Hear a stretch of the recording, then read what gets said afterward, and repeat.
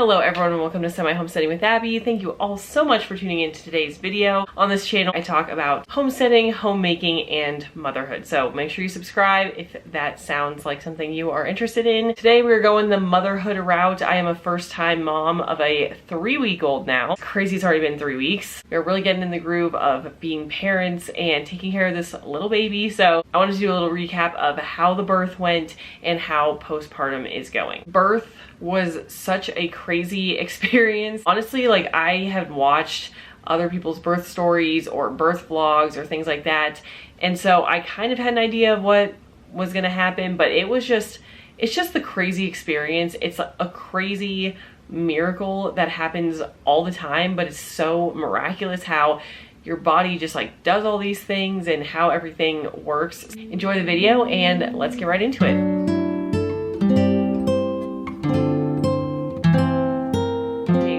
First things first, I did have a false alarm that I was in labor, which is so frustrating to me because I swore up and down I would not be someone who goes in too early and has a false alarm. I was just like so confident that that would not happen. But on June 4th at night, I started getting what I thought were like labor contractions. And I thought, okay, I've had Braxton Hicks before. My whole stomach had kind of tightened, but it wasn't uncomfortable. These felt like way more crampy and they were definitely uncomfortable, but they weren't very strong at all. So I just kind of clocked them as, you know, they're happening.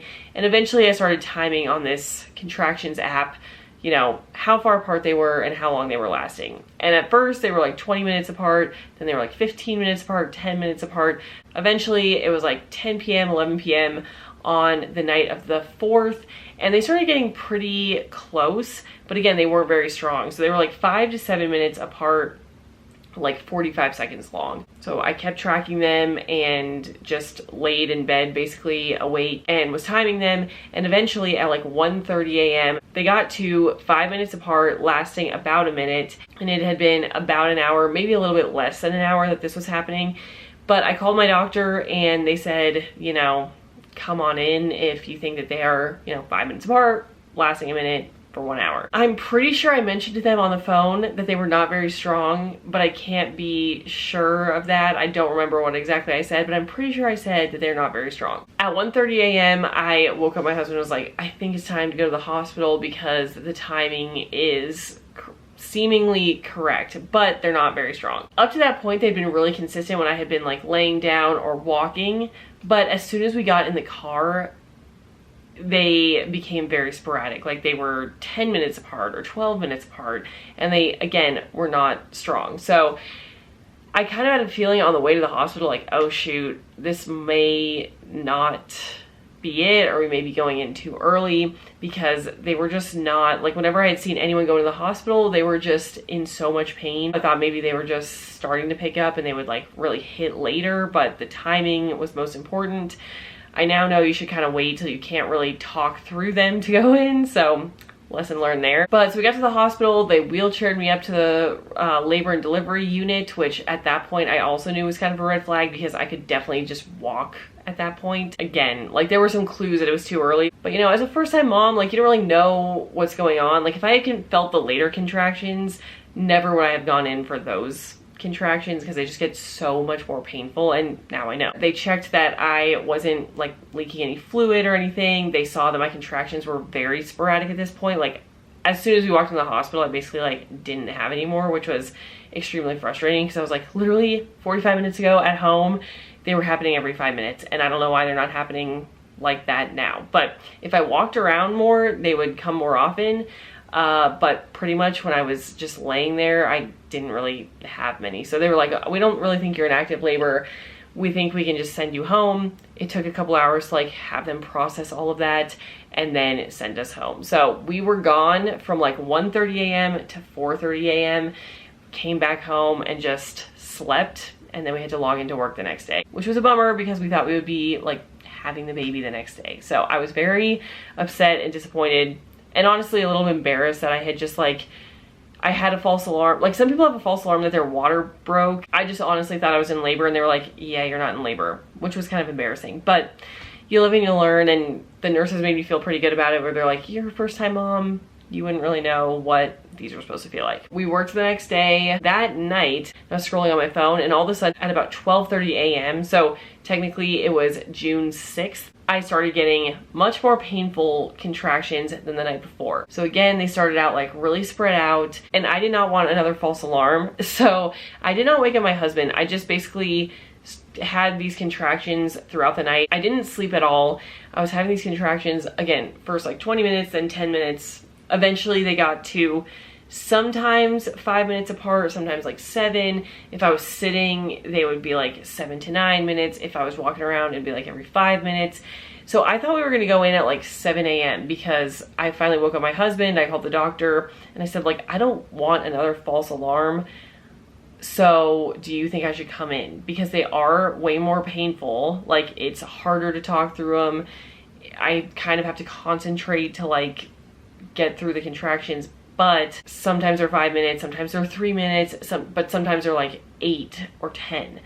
And she's like, just wait a little bit and just see if, you know, in an hour or two, they are more consistently at 5 minutes apart. I actually was able to then take a little bit of a nap because I was so tired. And all of a sudden at like 8 a.m. again, my contractions kind of stalled a little bit, and they were coming every like 8 to 10 minutes. Eventually at like 11, I felt like they were more consistent, and they were every like 5 to 6 minutes. Now again, I was like walking around during this, and so I think that helped have them more consistently. But as soon as we got in the car at like 11:30 to go into the hospital, they again started kind of stalling. So I was like, oh my gosh, if this happens again and it's like a second false alarm, it's gonna be really embarrassing.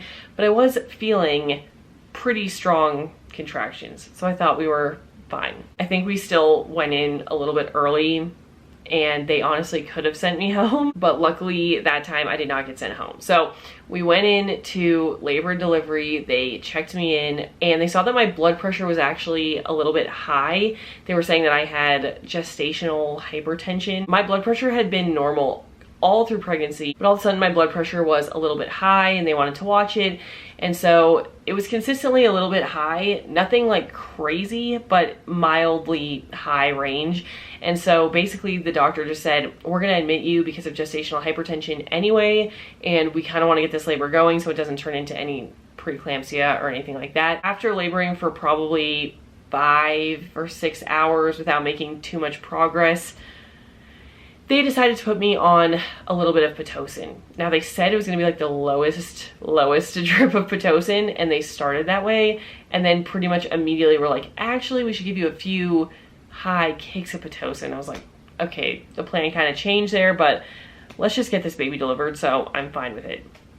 Now, the original plan was to hopefully do a natural birth, because I had heard all these benefits of, you know, you tear less and the labor is shorter and you can just like be up and walk around right away, and just have heard really good things about people who have done natural unmedicated births. I was like, let's just see how it goes. But I was dealing with these contractions. I thought it was going well. I was like, I told the nurse, I think I might want to do unmedicated. She was really encouraging with that. She was like, you can do it unmedicated, you're good. But as soon as the Pitocin started like kicking in and really getting contractions going like every 2-3 minutes, oh my gosh, I have not really felt that sort of pain. I don't know how people do natural births. I guess unmedicated is the actual term. I do not know how people do unmedicated births, because literally I had gotten to probably 3 centimeters dilated, and I was like, give me the epidural. Honestly, it was so painful. They're like, you know, the nurse was encouraging me to like stay ahead of it, breathe, relax, and it did help a lot, like these breathing techniques. But I was like not really prepared to actually have an unmedicated birth. And I knew in the back of my mind, like, if I have the option, if I give myself the option of an epidural, which I totally did, I was like, I will not be sad if I end up doing the epidural. I knew if I gave myself the option, I would choose it, and I did. Like, it got tough and I was like, yeah, give me the epidural. I do not care. Honestly, the epidural was the worst part of the entire thing, like getting it inserted. And I don't know what happened, because none of my friends have dealt with this. I haven't seen this on like any birth vlog that I've seen. They said that like this anesthesiologist was like the fastest anesthesiologist, and I honestly don't think he waited till I got numb or something, because I felt like, it felt like I felt everything. I was dealing with these contractions, I think, pretty stoically. Like the ones that really hurt, I was breathing through it. Like sometimes I was like, oh geez, but I was breathing through it. As soon as I did the epidural, like they sat me up on the bed and all this stuff. He's like, okay, you're gonna feel a little poke. So I felt the poke. I was like, oh, ow, okay. I swear he stuck like 4 more things in my back, and it was just like, I felt everything. I then felt like the medicines started to go like up my spine. It freaked me out because I thought it was like, you know, supposed to go down my spine. I could feel all the sensations in there. I swear, like nothing was numb. Somehow, maybe it took too long or something. I don't know what happened, but literally I was just blubbering, crying. Like I don't think I've cried that hard, and I didn't cry that hard like at any other point in the hospital stay. It was the worst, and I don't know, like my husband couldn't really do anything. The nurse was just kind of holding my hand and saying like, oh, you're doing well, and I'm like, I'm not doing well. She kept saying like, you did great afterwards, and literally I was like, I didn't do great. I don't know what happened.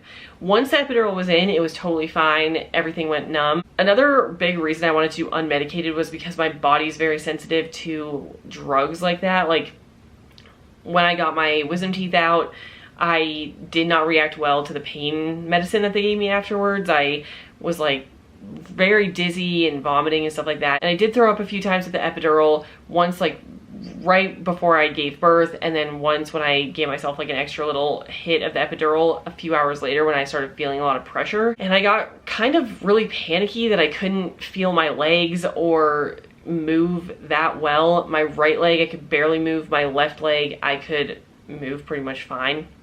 But it was worth it to not feel those contractions. So I would still do it. Like next baby we have, I'm still gonna get the epidural because it was just so much better. Like even the panicky feeling was just way better than the contractions. So I would do it over if I had to. But when I got the epidural, it was like 6:30 p.m. on June 6th. And so basically they just had me labor throughout the night. They like woke me up every hour and a half or so to flip sides and, you know, turn basically back and forth. I had the peanut ball between my legs to just help me dilate a little bit more. My water broke at like 2:30 a.m. on June 7th. I just continued to labor until about 6 a.m. They shift changed the nurses at about 5 a.m. and I was fully dilated by that time, but they just decided to let me labor a little bit longer to just bring him down further, so hopefully I didn't have to push much. Now, the other big thing about my birth was that he measured really, really big at his 36-week ultrasound, so they knew that he was going to be a really big boy. They already had a whole team of nurses on hand as like their shoulder dystocia team, because with these big babies, it's more likely that their shoulders will get stuck during delivery. So at about 6 or 6:30, one of the nurses came in and started doing practice pushes with me, just to help me figure out like how it all works and get some practice ones under my belt. My actual doctor came in from my clinic and she started doing some pushes with me. And so really I started like pushing for real probably around 7 a.m. Now his head was very big. It was like 99th percentile. So his head was having trouble getting under my pubic bone, I guess. So I pushed for like an hour and a half. Then they had me take a break for about a half an hour to like just let everything settle and stretch out and whatever. Then I started pushing again, probably for like 45 minutes. And at this point, like I could move my legs. I felt like I could feel everything, feel the pressure. I just couldn't feel any sharp pain. So they had me in all sorts of positions. They had me pushing like my hands and knees at one point, had me like doing all these, like laying on my left side, laying on my right side. They were trying a bunch of different things to try to get him to make progress, basically. But at some point, like I was feeling a ton of pressure. I didn't want to give myself another like hit of the epidural because I knew that I wouldn't be able to move at all and I would probably throw up again because I had just thrown up, and I would feel panicky because the medicine just made my whole body feel very weird. At some point I was like getting desperate. I had been pushing for like 3 hours. I was like, are we making any progress here? Because I'm about done. You know, I'm about done pushing. I'm tired. The doctor was like, we're not making that much progress. Like, but I want to call in this doctor who had been in a few times to help me like push and coached me through some things, and he was great. He was like this old school, kind of like probably 60-ish year old doctor. He really pushes for vaginal births if possible. He does not love C-sections, and I guess thinks too many doctors just opt for C-sections too easily. So my doctor for my clinic said, you know, we may be on the path to a C-section because his head is so big and he's having trouble getting under your pubic bone, but I want to get this other doctor's opinion because he is on call still, and let's just have him come in here and see. So he came in and, you know, checked me out and said, yeah, he's big, but no, you can do it. Like, we can get this baby out vaginally, because also at that point he was so low that even a C-section would be really tough. They'd have to like suction him out the other way basically. But he's like, listen, we can get him out and we're gonna do this. So basically the whole time we had been doing like 3 pushes per contraction, and we kept doing that. He was coaching me. Everything was getting like really intense. They were like, go, go, go, go, go, go. I felt like I was back in my athletic like tennis days with coaches yelling at me, and it really was getting me fired up. And I was like, I can do this. And he's like, you can do this. And all the nurses were like, go. And by the end, it got so intense because instead of doing like 3 pushes per contraction, I just ended up pushing like for probably 10 minutes straight. Maybe that's an exaggeration, maybe it was like 5, but I'm pretty sure it was like 10, where I would literally just take a huge breath, push for as long as I could, take another breath, push as long as I could, and I did that for like 5 to 10 minutes straight, and all the nurses were in there going, go, go, go, go, go, you got it. And at one point I saw the tray of like medical tools being wheeled in, and I was like, oh my gosh, we are really, really close. So it turns out the doctor was in there like turning the baby's head and helping like guide him out and get his head under the pubic bone. And he actually had a little like cut, or I guess abrasion, on the back of his head because it was hard to get his head under my bone. But eventually his head came out. His shoulders were kind of slow to come out, but they reassured me as it was happening that they're not stuck. Shoulder dystocia is not happening. He just has big shoulders, and you just got to push him out. So eventually his head came out, his shoulders came out, and then all of a sudden the entire rest of his body all came out. It was crazy. I can't fully describe how intense it was in the room. I felt like I had run a marathon and sprinted at the same time. I was so relieved. But they put him on my chest and waited like the minute for the cord to stop, you know, pulsing. My husband cut the cord. They came over and kind of cleaned him up. And then we did like the most blissful like hour of skin on skin, like the golden hour. And so it was just all very beautiful. And I was just extremely relieved, honestly, that he was here. There was no shoulder dystocia. He didn't get stuck. I didn't get a C-section. It was just so ideal. I am so, so thankful to this doctor for not just calling a C-section, because all the nurses were like, 9 out of 10 doctors would have just said, get a C-section. But my recovery was so much better because I did not get a C-section. So we did that hour of skin on skin on my chest. He like lifted his head and looked at me and I was like, oh man, this is a strong boy we're dealing with here. So he is very, very strong. I think this video is getting pretty long, so maybe I'll just do a second video about my postpartum journey. There's plenty to talk about on that side of things. I want to talk about the hospital stay, transitioning to coming home from the hospital, recovering once I was home, like baby blues, all that stuff. So we will talk about that in another video, but that is all for the birth story. Overall, I'm really, really happy with how the birth turned out. I'm so, so thankful for the nurses and the doctors that made it all possible and made my birth experience so, so good. So to any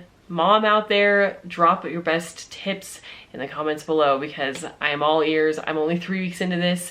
I got a lot to learn. That's all for this week's video. Thank you all so much for tuning in. Make sure to subscribe to the channel for all the homesteading, homemaking, and motherhood content you could ask for. I will see you next week for another video. Bye everyone.